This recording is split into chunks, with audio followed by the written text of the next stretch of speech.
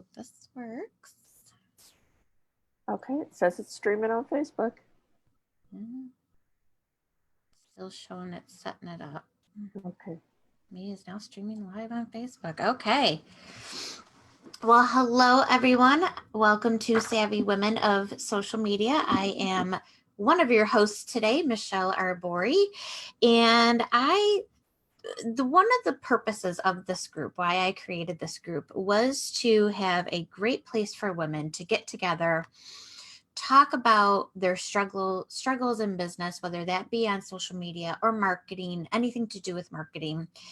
And with all of my health issues in the past, I just didn't have time to really focus on this group. But now that things are going better and the joys of working from home.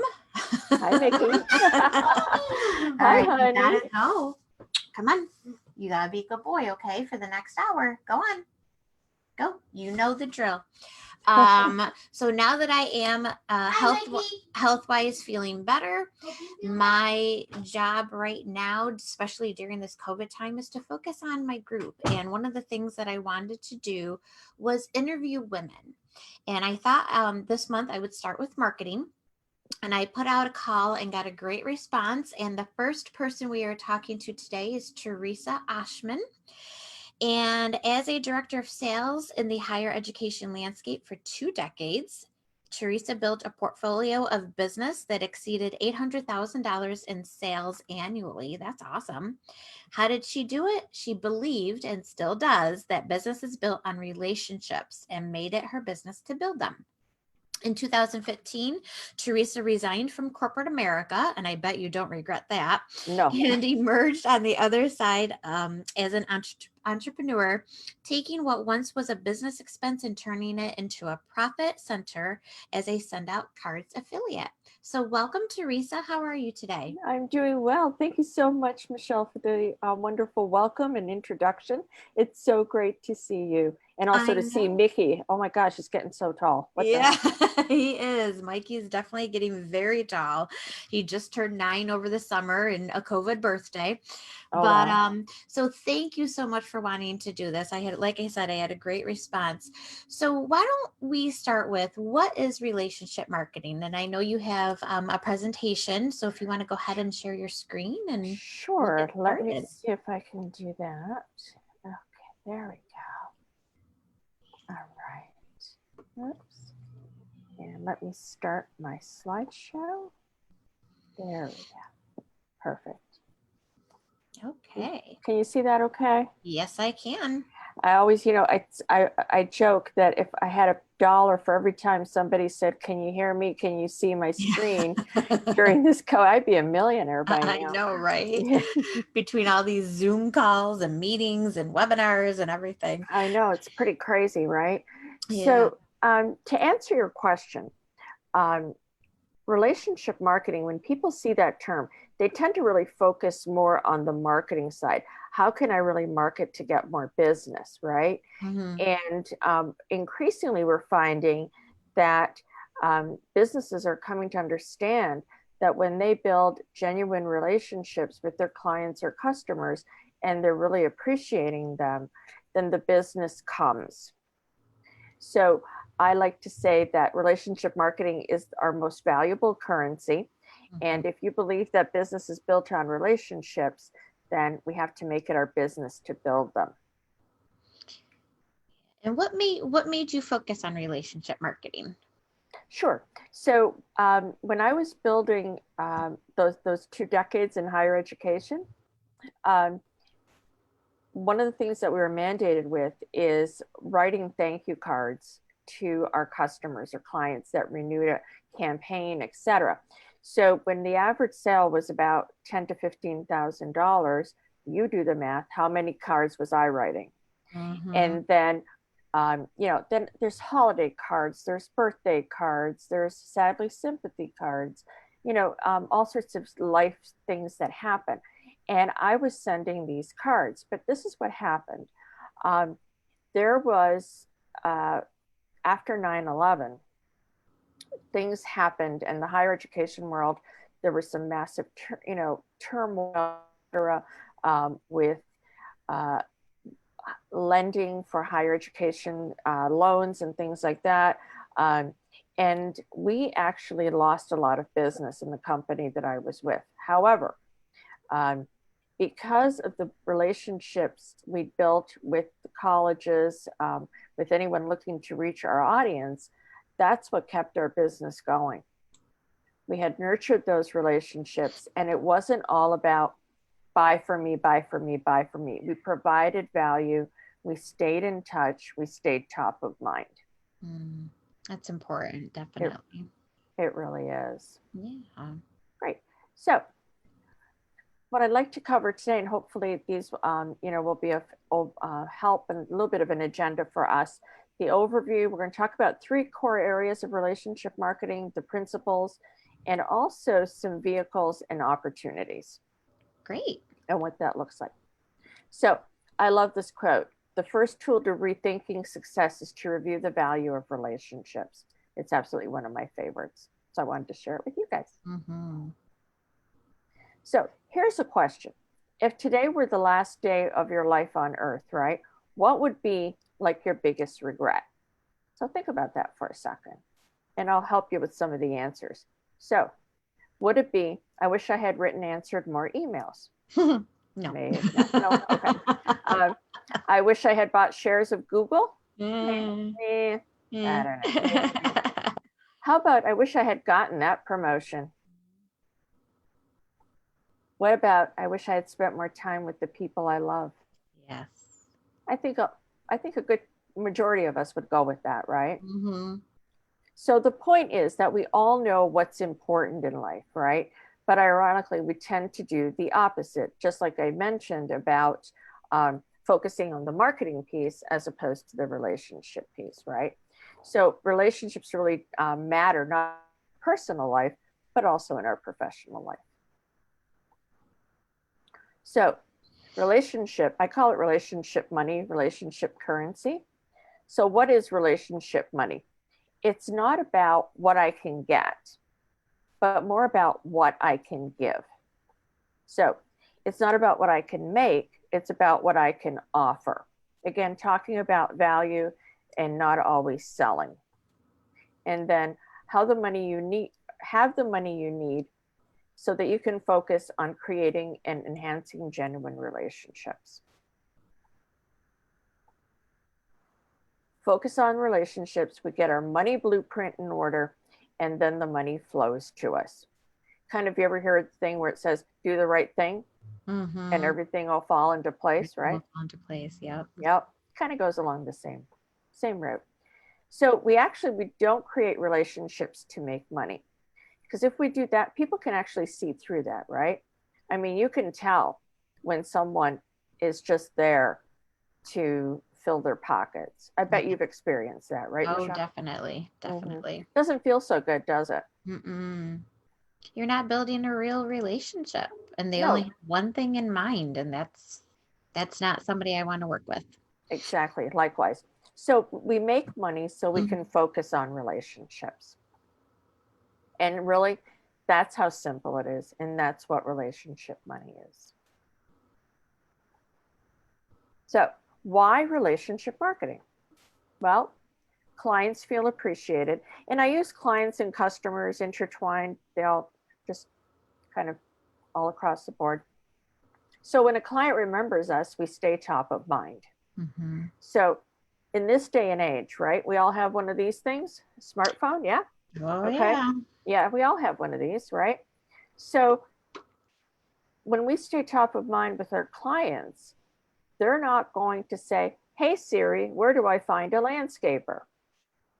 They're going to go, oh, Shay did my landscaping, did a fabulous job, and I still have his thank you card on my fridge, so I'm going to call him.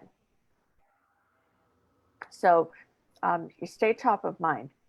And clients refer you over and over, which is really, when you think about it, when we show appreciation for our referrals, we get more of them, right? So like attracts like. We get more referrals. Oops. And referrals at the end of the day are really the lifeblood of our business. it's ultimately, research shows that it's cheaper to keep a customer or a current customer than it is to acquire new ones, right? So when I was in sales full time, man, there was an adrenaline rush to getting a new client or a new customer, right? Mm-hmm. And you were chasing that, you were chasing it and chasing it. And then you finally got it, right? But it was so much easier to keep them than it was to try to find new people. Made life a lot easier. So when we go above and beyond, going the extra mile, not only do we build client retention, but we also build strong relationships. You're all seeing my vice, Coke. What can I say? That's okay. Hey, you know. We all have one. Right? No, someone said to me, "You're drinking." I said, "It's a little can, you know, it's one of those little tiny ones, you know." Yeah, there you I go. only have one, it's okay. That's right. Right. So if your clients, or if our clients know we're prepared to go above and beyond, then their loyalty will stick with us and knock out our competition. It'll be about price, right? There'll never be a question about price. So this is another one. Nothing influences people more than a recommendation from a trusted friend. We all know Mark Zuckerberg of Facebook, and we also have to really focus on appreciating our referrals. And it's so important to say thank you not only to our customers, but also to those that send us referrals. So that's also a twofold thing that says, hey, you know, we have to stay top of mind with our customers, but we also have to keep top of mind with our referral sources, right? So much easier than trying to find new referrals. And so when we have a referral strategy in place, it's really important to say thank you, and I keep saying that over and over again because you can't say it often enough. And so that we really deserve our referrals rather than expect them. Because people, I know, I'm not making a blanket statement, but have you experienced where like people, you feel like, yeah, they really are expecting my referrals, you know? Yeah, in some networking groups, I think that's all that they expect. They don't want to build those relationships. Mm-hmm. And I think it's really important to have that, because then how am I supposed to refer people to you? Exactly. I don't know who you are or what you're about. Exactly. And when we refer somebody, then our reputation's on the line as well, right? Yes, exactly. So, I mean, we're sticking our neck out, right? So, and I think reputation, like trust, they kind of go hand in hand, and it's really hard once that's been tarnished, for the lack of a better word. It's really hard to gloss it back up again, right? Yeah, it is. So securing a new customer is 6 to 7 times more expensive than keeping an existing one. And loyal customers are actually worth 10 times more than the amount of their first purchase. So that's really some kind of interesting stats there. And it's interesting that, you know, people say, well, why do customers leave? And customers leave because they have a perceived, hi, honey. I am sorry. That's okay. I don't want salad. What did you eat with?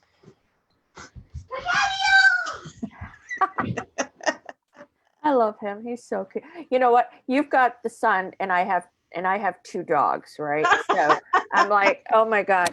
So real total sidebar here. So I asked my husband to come home early from work, and I said, I need you to come home so that I can crate the dogs, and you need to keep them quiet. So that, I mean, oh my gosh, I'm so glad I see your son walking back and forth. Yeah. Thank you. I've been dealing with this since March. In and out. I love it. We really have to cut each other some grace, right? During these times. I love it. And I haven't seen him in forever. So it's all good. So back to this, right? Oops. So, often I'm asked, why do customers leave me, right? And 68% of the time we found that they leave because of perceived indifference. So what does that mean? And that really means that people feel like they're not appreciated. I can go take my business elsewhere. You know, all you ever do is reach out to me when you want something, when you want me to buy something, when you want XYZ, right? So, and I wanted to share this with you. Will they remember you when they need you? This goes back to, and this is from the National Association of Realtors, and I'm not going to read this to you, but this goes back to my saying, we all have one of these lovely little cell phones, right? It's very easy to pick up the phone and find a realtor or car sales professional. You know, drive down the street, drive around the block, and you see for sale signs. They're all over social media, etc. And basically, the sum and substance of this is that people would have done business with the realtor that they had used before if they just remembered them. So competition is really fierce for people's attention. And that's where you're also really in what you do, Michelle, with social media and the way that you conduct your business is absolutely brilliant in that you really, you've got the gold thread that kind of ties all this together and in such a beautiful way. Oh, thank you. So I think if you really love what you do, it shows too. And I love what I do. And that's why you're awesome at it. So, and I'm great. I learn so much from you all the time.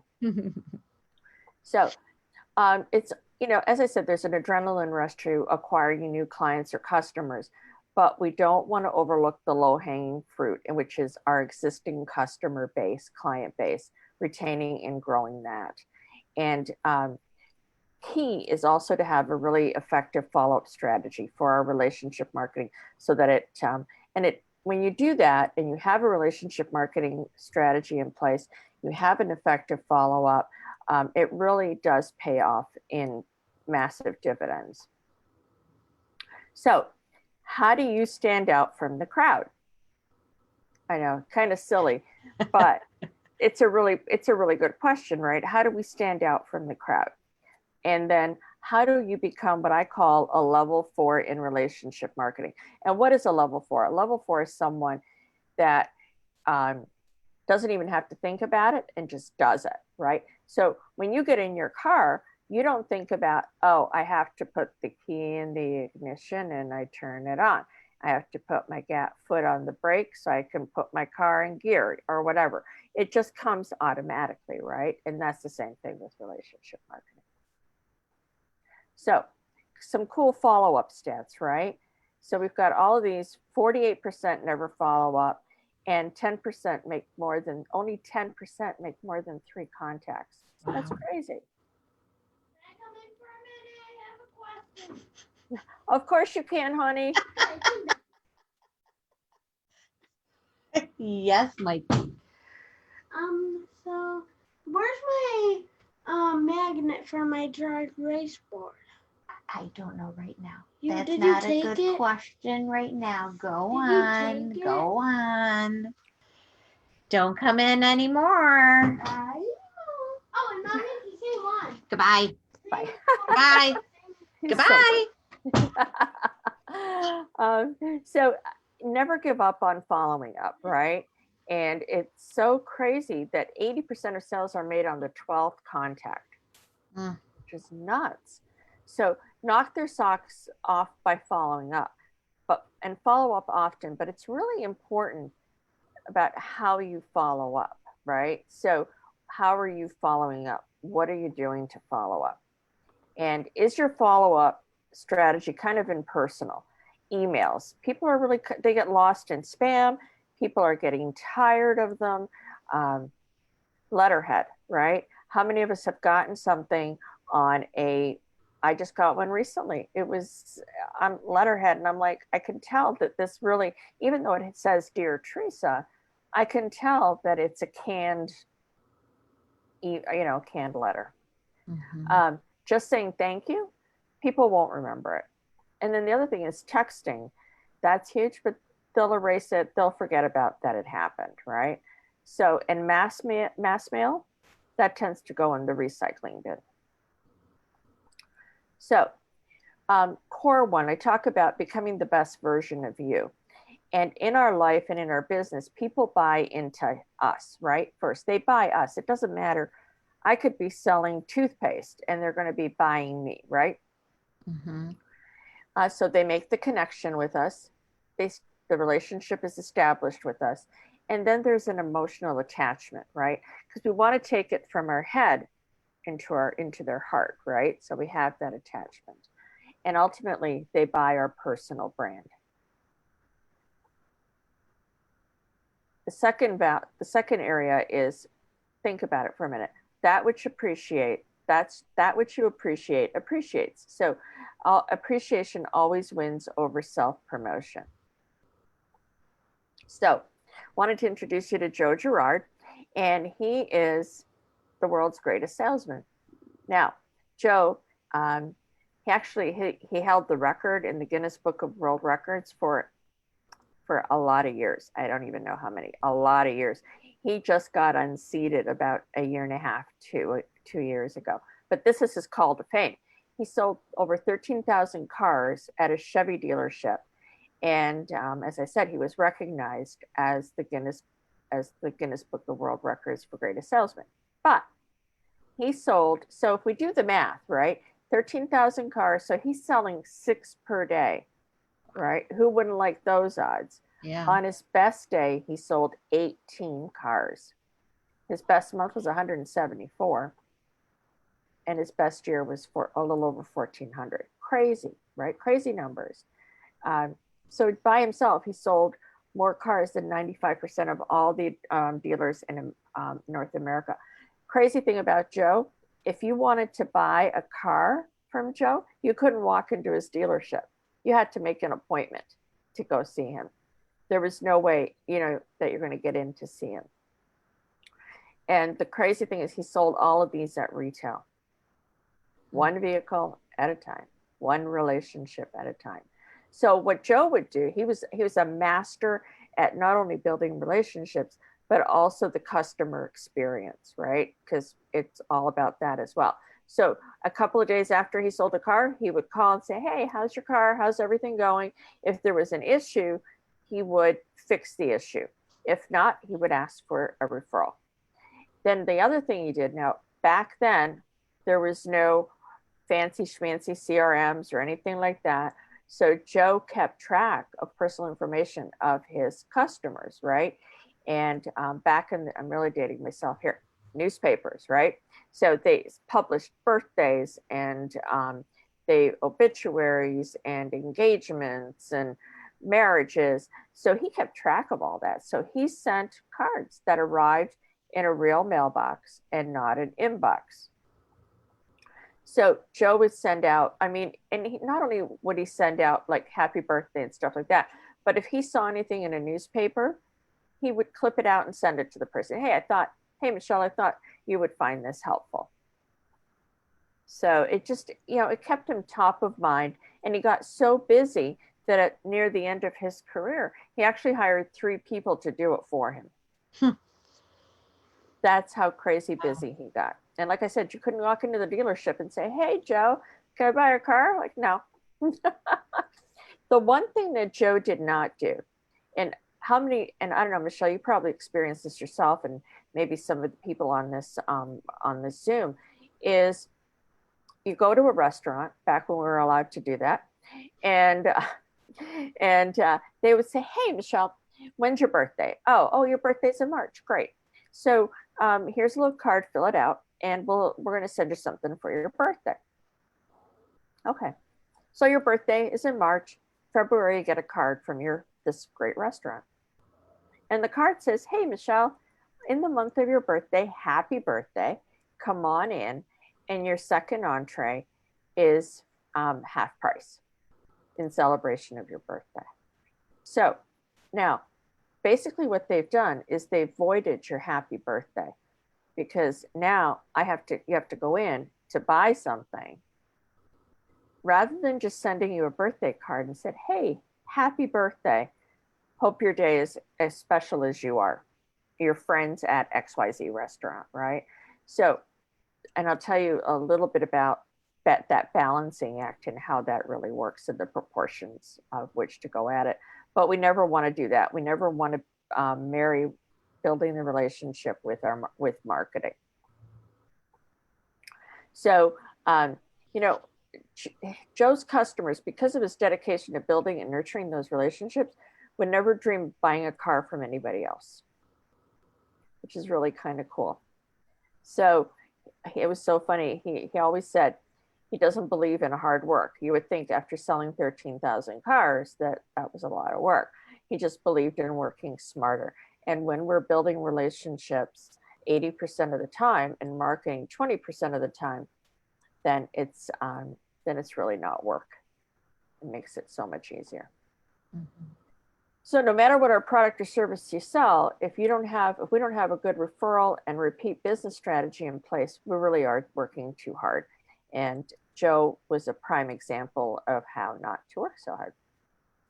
And at the end of the day, we all have that little sign around our neck, that invisible sign, make me feel important, you know. And I just love this. I think I stole this from Mary Kay. And here we go to the last area, which is people do business with those they know, like, and trust. The one thing I didn't add here, so people do business with those they, number one, know, number two, like, and number three, trust. There's a 3.5 to this. And the 3.5 is the people they remember fondly. And the key word here, keywords, are remember fondly, right? So how do people remember you after they've done business with you? Is it, oh my gosh, you know, they rushed me out the door, or, you know, I never heard from them again. I didn't get the warranty on this product that I bought, etc. So how are people remembering you? That's really important. So just to go over a little bit about the core principles, in self, we build our personal brand, excuse me, through friendship, celebration, and service. And then we build our relationships. So I mentioned this just a couple of minutes ago. 80% of the time, we focus on building the relationships. So what are we doing? We're sending, you know, we're sending them a quick text that, hey, I thought about you when I read XYZ article, thought it would, you know, or it would be of help, whether it's on, you know, whatever their industry may be in. Then sending birthday cards or holiday cards. And it's just really paying attention to building and nurturing genuine relationships without the agenda of, what are you going to buy from me next? What are you going to buy? How much can I upsell you? Okay. And then 20% of the time we're marketing. So kind of like, I'll use the landscaper as an example. So he's done some work on your property and he sends a thank you card with before and after pictures, right? And then he sends you a holiday card, and then spring's coming and he says, hey, Michelle, you know, we did all this great work on your yard. Here are some things you could do to prep your yard for the summer. And they give you some helpful tips. And if you need our help, you can reach us at XYZ phone number, you know. So they're not putting that in with their thank you or their holiday or any type of other messaging. Does that kind of make sense? Mm-hmm. Mm-hmm. Yep. Wanted to introduce you to this man, Bijan. He's from Iran, and he owned a really exclusive boutique on Rodeo Drive in Beverly Hills. It's actually been labeled the most expensive store in the world. He dressed some of the most influential men we know. So, do you want to know who? Of course. Ooh. So, presidents, actors, a U.S. senator, the former prime minister in the United Kingdom, and even the designer Oscar de la Renta, and also some really other great people. So, really, whoops, there it goes. Okay, lost my cursor there. So, how did he do it, right? So he knew specific details about his customers, and he created a memorable shopping experience. Sorry about that. Need more coffee or need more soda? I don't know. Yeah, more Coke. Mhm. So he really focused on the customer experience, right? And it really paid massive dividends for him. It was personalized attention. He had fine champagne in his store, and really a white glove approach to what he was doing. Um, and he really, he reached out to his customers to improve their life, and he provided great service. Unfortunately, he passed away in 2011 from I think he had a heart attack, or what was it? Oh, a stroke. It was a stroke. I wrote it down so I'd remember. Uh, but in 2016, his business was sold for, get this, $122 million. Wow. Yeah. And he has he built a clientele that is absolutely crazy. And he built it just on here, what I shared with you, and building the relationships. So, a little bit of building, how do we build, and what is that bridge of building relationships? It's where high tech meets personal touch. So we always hear, I wish I had a better way to stay in touch, improve my relationships.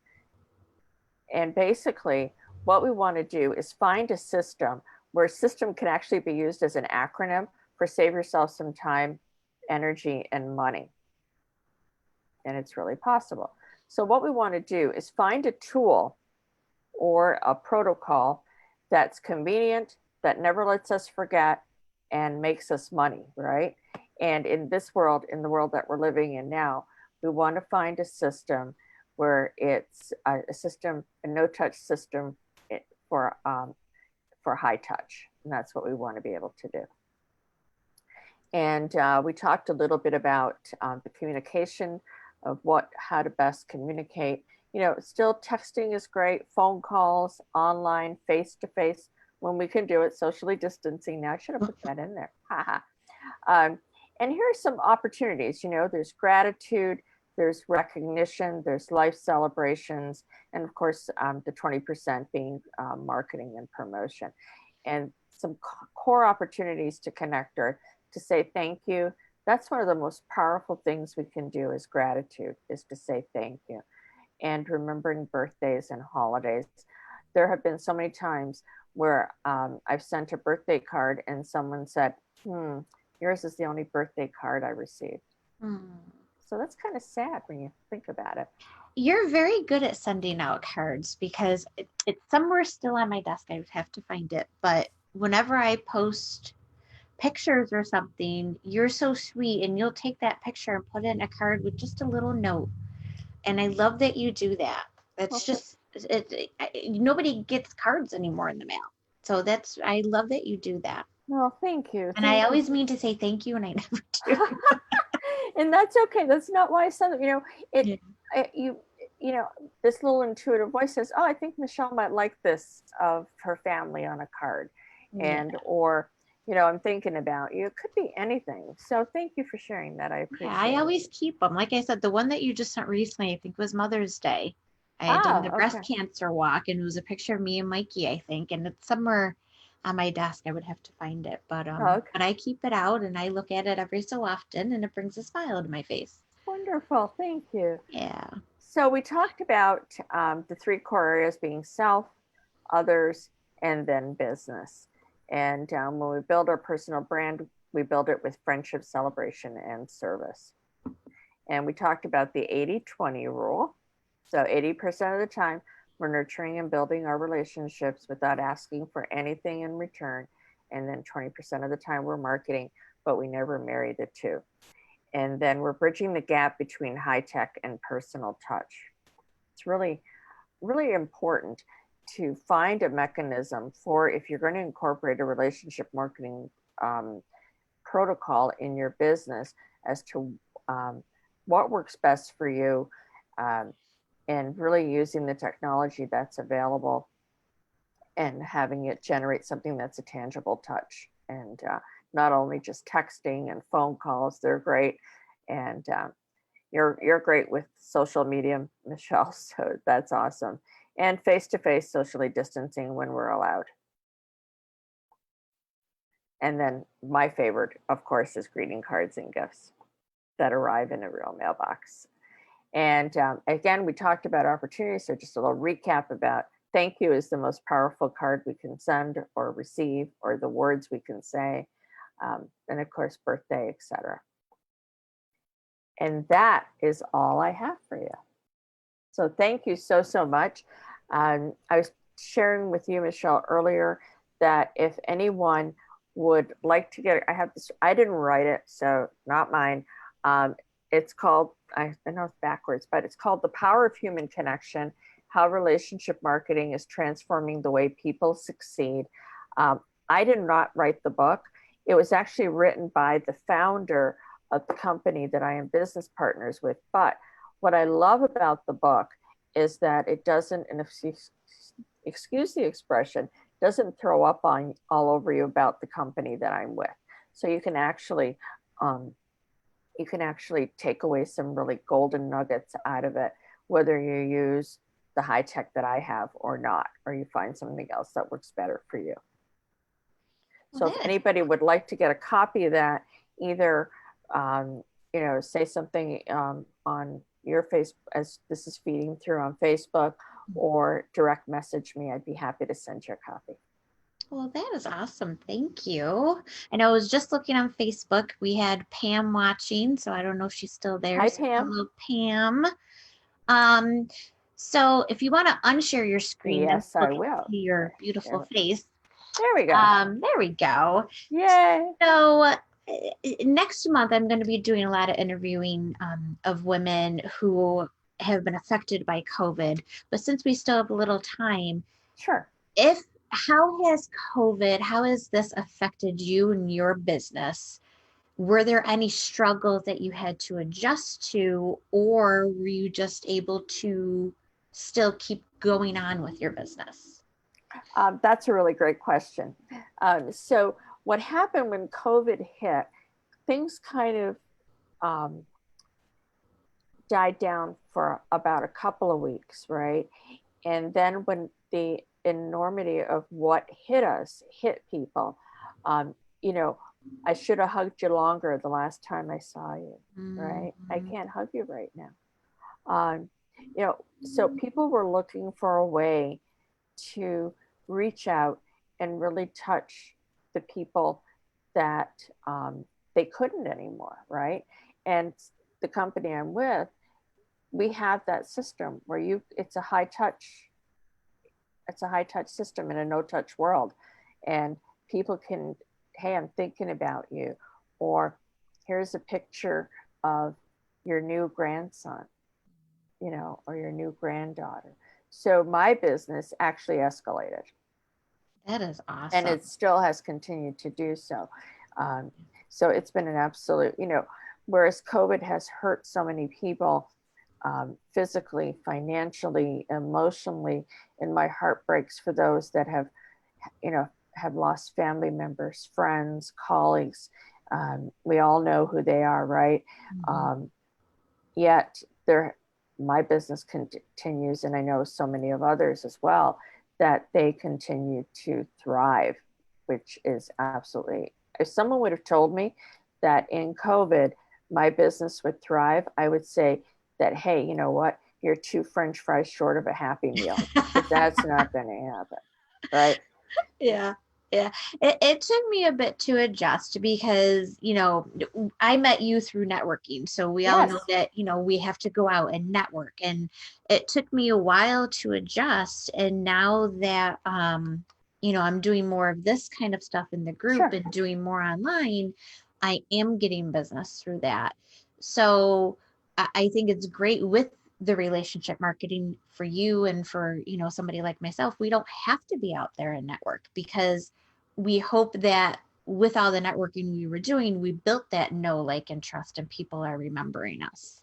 Exactly. I think the hardest thing for me to adjust to, or was, because people would say to me, hey, but you work from home anyway, what difference does it make, right? And I'm like, you got to tell you, it's a big difference, because now I can't get up and go and have coffee with a friend, a potential business partner, a colleague, you know, it doesn't, I can't, or girlfriend, heck, you know, Yeah. that's not going to happen. So that has been a tug of war, you know, in my heart and soul. And it just, it's something to really get used to. It, and I Yeah. don't know about you. I mean, it's been like Zoom overload. Oh, I know. It was fun at the beginning because then I would do virtual wines with my friends and we would sit. But now that some of the world is getting back to normal, we're not doing that anymore. But yeah, Right. I'm doing a lot of Zooms now, obviously through the group, and I'm also part of another women's network, and Okay. she's doing Zooms and stuff. But yeah, it is. I miss. Everybody always joked that my office was either Starbucks or Panera.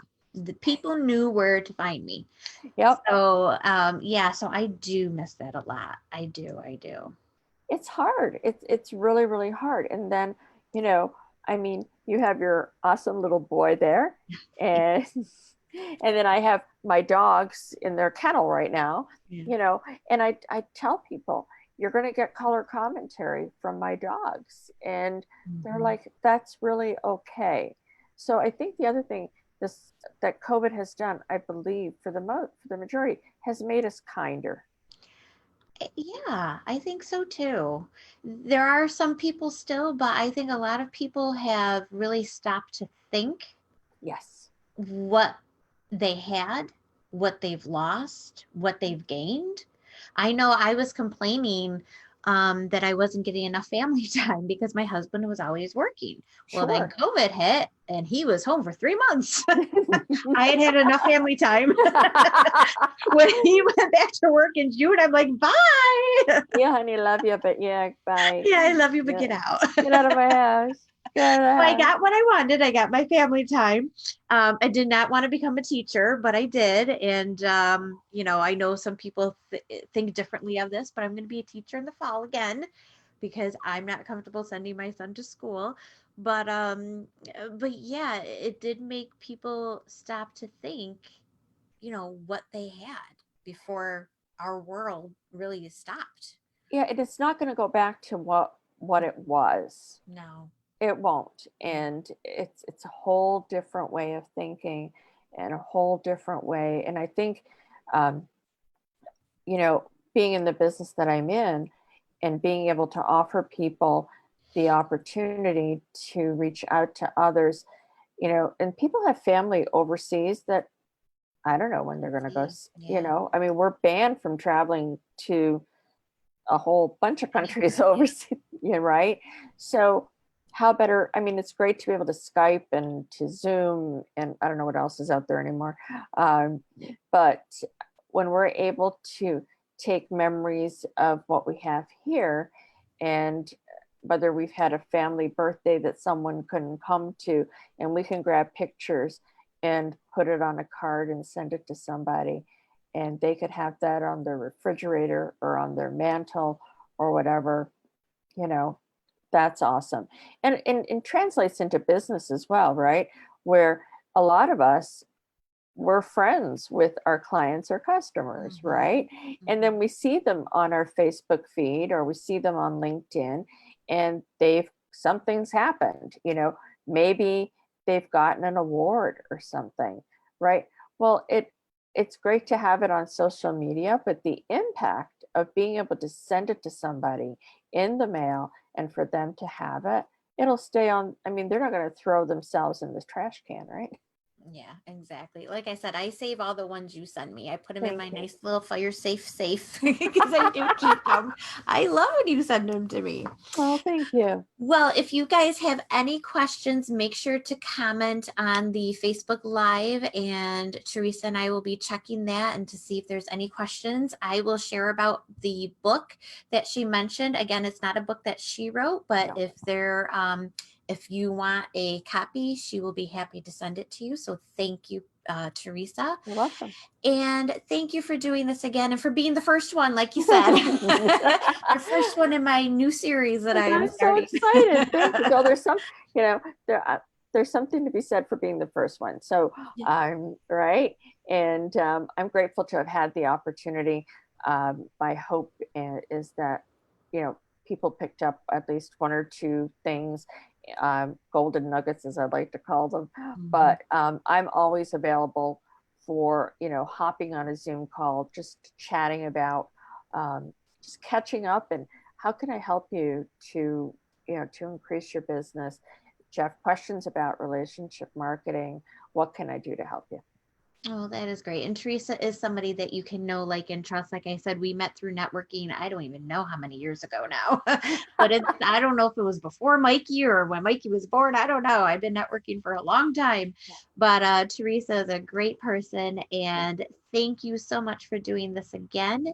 Put your comments in the thread below on Facebook Live. And I will see you guys actually at 4 o'clock. I'm doing another Facebook Live on your social media goals and who your target market is and how you can think outside the box when it comes to that. Wonderful. So I hope you guys can join me then. And thank you again, Theresa. And I was for having me. Yes, thank you for doing this. And I'm sorry you had put your dogs in the crate. No, that's we'll get them out now. Yeah, no, they never go in there, so it's okay. All right. Well, thanks everybody, and I'll see you guys soon. Bye-bye. Bye.